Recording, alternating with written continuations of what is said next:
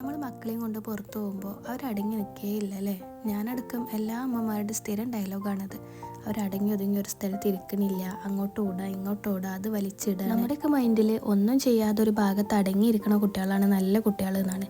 പക്ഷെ ശരിക്കും അങ്ങനെയാണോ? നമ്മളെ പോലെ തന്നെ അവരും ബിഹേവ് ചെയ്യണമെന്ന് പറയുമ്പോൾ പിന്നെ അവർ കുട്ടികളെന്ന് വിളിക്കേണ്ട ആവശ്യമില്ലല്ലോ അല്ലേ? കുട്ടികളാവുമ്പോൾ കുറച്ച് വാശിയും കുറുമ്പും ദേഷ്യമൊക്കെ ഉണ്ടാവും. അതവർക്ക് ഈ പ്രായത്തിലല്ലേ കാണിക്കാൻ പറ്റുള്ളൂ. കുറച്ച് വലുതായ പിന്നെ അവർക്ക് ഇതൊന്നും ഉണ്ടാവില്ല.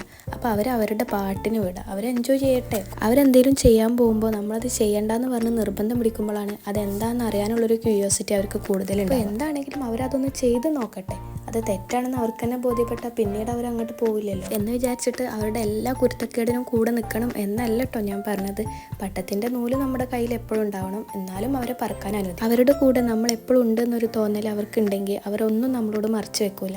അതുകൊണ്ട് അവർ പറയുന്ന ചെറിയ ചെറിയ കാര്യങ്ങളാണെങ്കിലും നമ്മളും കൂടി ഇൻക്ലൂഡ് ആയാൽ നല്ലതായിരിക്കും. കുട്ടികൾ അവരുടെ ഇഷ്ടത്തിന് വളരട്ടെ. അങ്ങനെയാണെങ്കിൽ അവരും ഹാപ്പി, അത് കാണുമ്പോൾ നമ്മളും ഹാപ്പി.